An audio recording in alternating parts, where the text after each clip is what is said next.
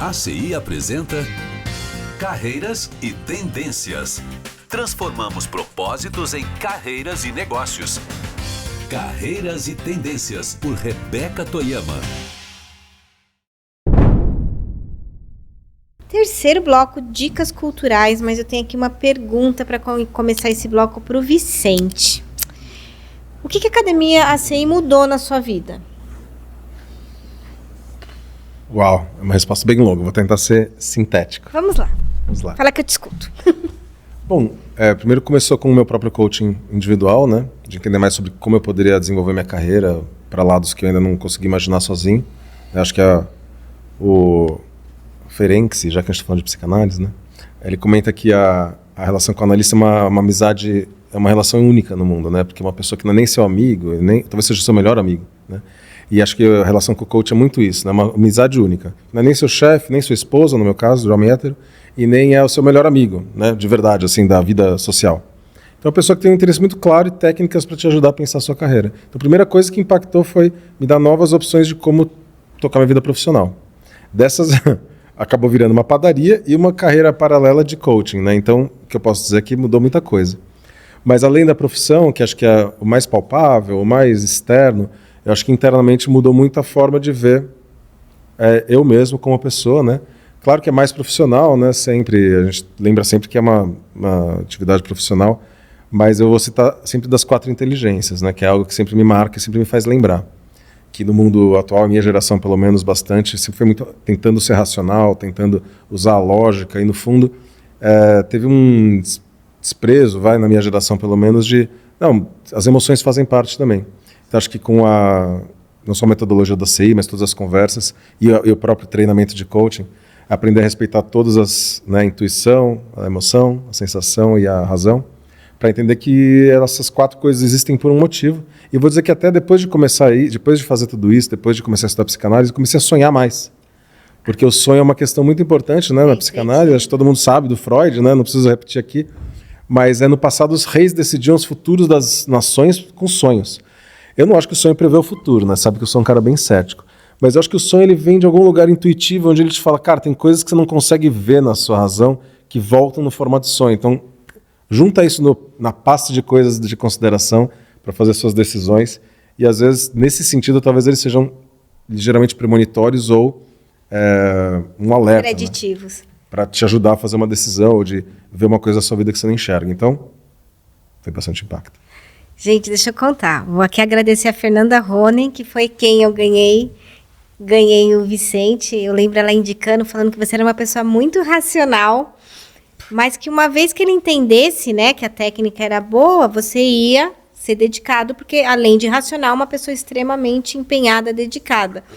Aí eu lembro das nossas primeiras conversas, né, e desenha, e respira, né, aí você veio com esse tal de patos, etos, eu falei, ixi, Maria, o cara é realmente cabeção, vamos lá, vamos falar de patos, vamos falar de etos, vamos embora, né, e é muito bom ter clientes assim, né, e realmente a gente acaba desenvolvendo, né, um vínculo tão firme, que estamos aqui anos depois ainda fazendo coisas juntos, mas eu lembro que era assim, eram sessões que me demandavam muito essa questão de te deixar num lugar seguro, que lá você poderia ter um aprendizado. E assim foi, né? Realmente, veio a padaria, veio uma série de coisas. Teu filho era pequenininho, agora já está andando, correndo por aí. Pois é. Né? Então, já está aqui. Mas você foi falando aqui, eu fui lembrando a primeira vez. Eu fiz reunião com você lá no Google, né? Fui lá, foi uma reunião séria, fui vestida de gente séria. Foi, a gente falou do Platão, eu lembro bastante. Exatamente. Falei, o motivo a gente caiu nessa. Exatamente. Cá estamos anos depois, ainda falando deles, né? Mas tudo bem. Dele. Dos amigos dele, da trupe dele. E, Boazzi, esse é o bloco que a gente dá dicas de filmes e livros. Vamos começar com livros? Eu acho que o livro tem que falar que eu acabei de falar, A Arte da Guerra. Eu acho que esse livro tem tudo a ver com o que a gente está falando, porque é um livro que ele fala de estratégia, fala de liderança, fala de interação entre... Aqui é um livro, não é uma história. Né? Ele é muitos ensinamentos em tudo o que acontece. Não adianta, agora eu não vou dar um spoiler, Não, porque ele não tem um fim assim, né? Porque as coisas acontecem durante aquilo que até se fala, né? Tem a arte da guerra, o Senhor das Guerras, que na arte da guerra ele fala que ele queria ganhar a guerra sem lutar, né? É uma coisa assim que é o objetivo dele, e ele tinha essa visão de fazer as coisas de uma maneira diferente dos outros. E para isso ele aprendeu, ele usava muito o seu time. Ele falava, se um general dá uma ordem mal feita, ele é o culpado se as coisas não acontecerem a gosto. Então, é muito bacana você ler, que se aprende muito de estratégia, sabe? É uma coisa que é difícil ficar falando demais, mas eu acho que é um livro que eu recomendaria, que para mim foi importante. Eu tenho Arte da Guerra para as mulheres, eu tenho uma coleção de Arte da Guerra, e a gente tinha um grupo de estudo, nós lemos esse livro em 1 ano, 50 encontros, estudando cada linha por linha. Então você pode falar muito mais que eu.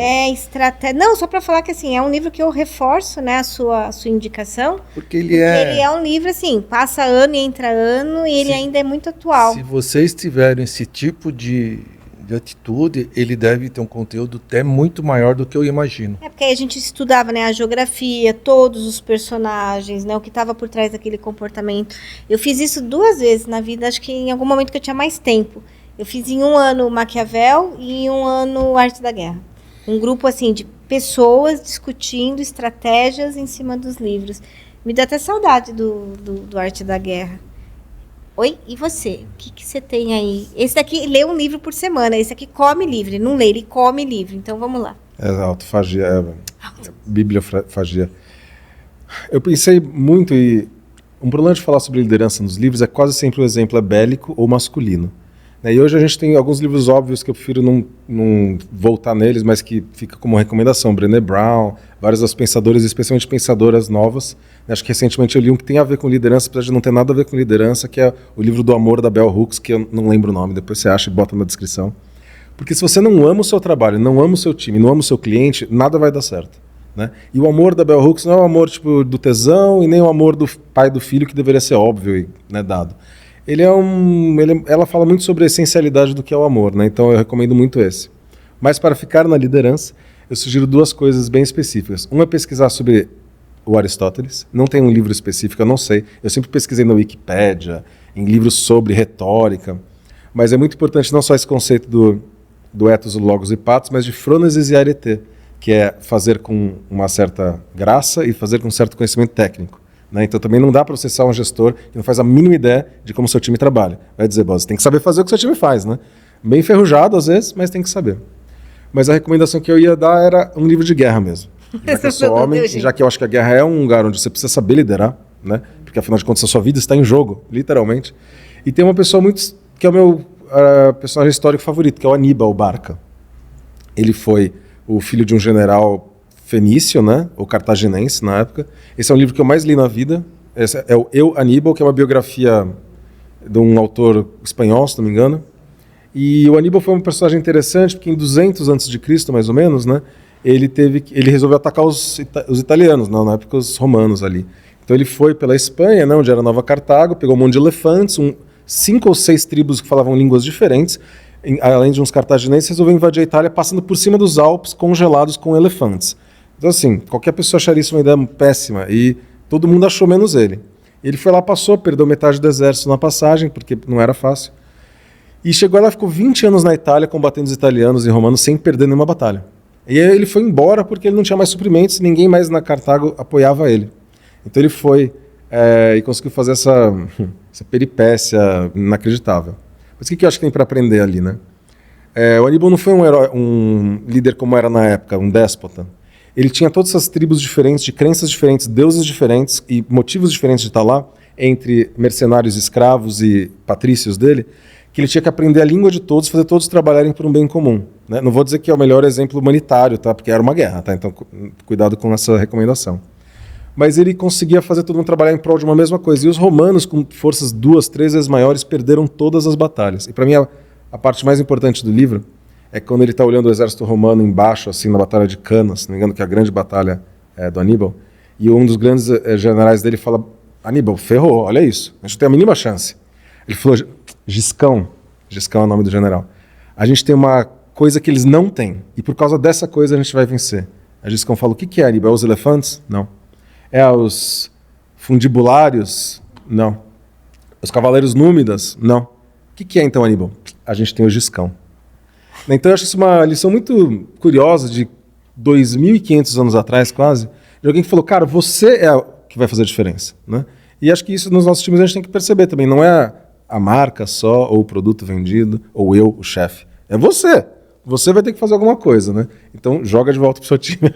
Cara, olha só, falando de influência social, você falou das 4 inteligências que a gente trabalha na CI, eu tenho estudado muito inteligência conativa. Por conta da inteligência artificial, pois essa é a única inteligência que não é aprendida. O que o Aníbal fez é inteligência conativa. É ajudar o outro. Exatamente. Nossa, eu queria gravar só um episódio de inteligência conativa, mas não está entre as habilidades. Eu vou achar um jeito da gente falar disso. Lá, procura esse porque livro. É isso. Não, então, estude, é bem bacana. É a única que a gente não consegue autodesenvolver. A gente precisa de um Aníbal fazer o que ele fez com o general dele. Giscão. Nossa, gente, olha só, deu um nó no meu cérebro. É um nome que tem que voltar, Giscão, né, gente? Ó, faça mais um filho, faça mais um filho. chamasse Aníbal, mas a Mari não deixou. Ai, que moça juizada. Bose, vamos lá para nosso filme. Olha, eu sei que ele é um filme que eu achei muito interessante, porque atrás dele tem a persistência, tem a coragem e tem a, como pode dizer assim, você abrir mão de algo que está certo para você para ir atrás daquilo que pode ser a sua falência. Eu não sei o nome completo do filme agora, não vemos, mas você pode me ajudar, que é o filme do Hair, da Nike. Você sabe desse filme que quando eles contrataram, você assistiu? Sei quem já assistiu, quando eles pegaram o Michael Jordan para ser o cara de um tênis que chamou Hair. E essa batalha da Nike, a Nike estava se perdendo, ela estava... Aquela área que esse cara precisava, que era o tênis, fazer algo muito significativo. E ele tinha uma verba para isso. E essa verba dava para contratar 3 atletas. E o Michael Jordan, ele era novo. Ele jogava no Chicago Bulls, ele era novo. E não era assim, era uma promessa, mas podia ser um tiro errado. E para fazer o que ele fez, ele tinha que conquistar a mãe do Michael Jordan, porque o Michael Jordan estava muito propenso a ser Adidas, inclusive pagando mais. E o que ele fez? Ele pediu para o design dele fazer um tênis que tinha uma silhueta do Michael Jordan fazendo aquela jogada que ele faz, que era muito simbólica dele, de quase enterrando. E ele fez uma coisa também que foi muito agressiva, que a NBA, como chama o jogo lá do basquete dos Estados Unidos, NBA, né? Eles têm uma exigência que o tênis tem que ser branco, não sei quantos % do tênis. E ele fez o tênis com um percentual de vermelho acima do permitido. Eles tinham que pagar $5.000 por partida se o Michael Jordan fosse jogar com esse tênis. Em suma, eles conseguiram convencer a mãe dele, conseguiram fazer o contrato com o Michael Jordan. O tênis foi o tênis mais vendido de todos os tempos. Até hoje é um tênis símbolo. E, por incrível que pareça, o Michael Jordan só aparece em cenas de jogos. Ele não aparece uma vez no filme, nem na hora de assinar contrato. Ele está sempre de costa ou alguma outra pessoa. É muito engrosado que a gente fica querendo ver a cara dele, mas não vê, porque ele era mais novo, né? Então eu acho que é um filme que mostra a persistência, a coragem e aquele negócio, né? Eu posso pegar 3, não, mas vou pegar um bom. De vez pegar 3, mais ou menos, vou pegar um que eu acredito, mas a coragem, eu digo, se aquele um que você pegou deu errado, tudo deu errado. Então tem hora que você precisa agredir para fazer a diferença. Senão você vai ficar na mesmice, né? Você vai ficar fazendo mais um, e você não vai sair à frente de ninguém. Então esse filme eu recomendo, que ele é muito legal. Líderes, né, se arriscam, e o Michael Jordan é um exemplo de influência social. Gostei. E você? O que você trouxe hoje? Você já sabe qual filme eu vou falar. É? É um exemplo negativo de liderança. Qual? Tar. Ah, ixi, esse deu pano pra Nosso manga. filme, Rebeca. Olha só, ele assistiu. Aí eu super feliz, levei sogra, marido, a galera pra assistir o filme no Rio de Janeiro, lá no Shopping da Gávea. Só tinha nós 3 e mais 4 velhinhas no cinema. Eu já comecei a achar estranho. E aí, quando terminou o filme, eu só olhei assim pro lado, né? E, enfim, fala do filme, que eles vão entender. Que filme é? Tá. T-A-R. Tar. Com a Cate Blanchett. Ganhou ou concorreu para algum Oscar. Eu não sou muito atualizado com esses prêmios, mas é a história de uma maestrina. Ela muito famosa, no auge da carreira dela. Então ela é uma líder, né? E orquestra. Que esquece, uma coisa mais difícil do que liderar 100 e tantos músicos. Né? Com ego lá em cima. Então tem um jogo de ego, de política, de técnica, né? Você tem que ser perfeito, né? No conhecimento, na técnica de regência e tudo mais. E ela tem toda essa complexidade que ela lida muito bem. Ela é tecnicamente perfeita, né? Só que ela tem um problema de caráter, né? Ela não é essa líder que as pessoas imaginam. Ela não é uma líder inspiradora, influência autêntica. Isso, ela não joga pelas regras, ela não digamos que ela não é moralmente tão correta. Eu não quero estragar o filme também, né, Rebeca? Mas também é um jeito de você olhar e falar, cara, você pode perder tudo por algo que não tem nada a ver com a sua técnica, sua habilidade de entregar, porque a orquestra estava, né, afinadinha, mas tem um elemento que você é um ser humano e se você não fizer, se você não jogar dentro das regras, se não for inspirador, se você não fazer o seu time ter orgulho de trabalhar para você, não vai dar nada certo. Não adianta ser técnico, não adianta, você tem que entregar mais do que isso. Uma coisa doida desse filme é que eles fizeram uma campanha com baixa verba, uma campanha de lançamento de marketing com baixa verba, e eles decidiram uma estratégia muito arriscada, que nem essa daqui. Eles criaram como se a Tar existisse, ela nunca existiu, só que ela começou a ter perfil nas redes sociais, ela começou a postar. Então, assim, tinha alguns momentos que a gente até ficava, né? Minha sogra mesmo perguntou, mas ela existiu, não existiu? Não, ela nunca existiu. Uma personagem, um filme bem intenso, um final inesperado, que aí você tem que procurar a crítica para entender o que foi aquilo que aconteceu no final, mas faz sentido depois que você lê a crítica. Né? Mas muito bom, muito bom, muito bom. Vicente falou em alguns momentos aqui sobre a formação, né, de mentores da CI. Também vou deixar aqui na descrição o link para você conhecer como é que a gente tem formado profissionais de desenvolvimento humano incríveis, profissionais como o Boaz e o Vicente, que já têm uma jornada e estão dispostos a compartilhar suas experiências para acelerar e fortalecer a jornada de outros. E não vou deixar a descrição do filme Tar, porque aí você procura, e o do Boaz vocês vão procurar mesmo, porque eu não sei o nome do filme, nem posso deixar na descrição. Mas tem um subtítulo em português. A história de um empresa, sonho. Não sei o quê, uma história. Histórias por trás de um lobo. Boa. Obrigado. Muito bom. Equipe técnica serve para isso. Ligada. Eu vou postar esse depois. Eles ficam dormindo, nossos técnicos lá, eles ficam prestando atenção. Só de vez em quando, maldade. Bom, agora aquele meu desafio de pedir o ensinamento, o aprendizado, a mensagem final em uma frase. Vamos ver se hoje eu vou ser bem sucedida. Vamos lá. Pede uma frase para mim. Uma frase que sintetize nosso episódio de hoje. Eu acho que... Você sabe que eu não consigo falar uma frase, mas eu falo uma coisa que eu vejo todos os nossos colegas que sentaram aqui, quanto preparo essas pessoas têm. Eu falo para a turma quando a gente conversa, né? A gente não teve essa preparação que os jovens têm hoje. Mas os jovens têm hoje uma coisa muito mais que a gente nunca ouviu falar, que era uma mentoria. Isso é tão importante na vida da gente quando a gente está começando, para nós termos, que nem o trabalho que nós estamos fazendo com as crianças no Lar Sírio, você conversa e você começa a falar, caramba, como eu posso ajudar essa criança? Ele tem tanta vontade, tanta coisa, mas eu fui por tantos caminhos errados. E o Vicente fala de propósito, ele descobriu o propósito dele e não foi lá atrás. Duvido que quando você era pequeno fazia planilha para o teu pai, você queria ter uma padaria. Ele descobriu o propósito dele ao longo da vida dele. Então, esse ao longo da vida é o que às vezes a gente, como um mentor, ou alguém como mentor, pode ajudar essas pessoas que estão num período de procura. o que eu quero ser, o que eu quero fazer, o que vai me fazer feliz. E a gente fala, olha, felicidade no trabalho é um prêmio, mas não é sempre que você vai ser feliz. Precisa encontrar. Bom. E você?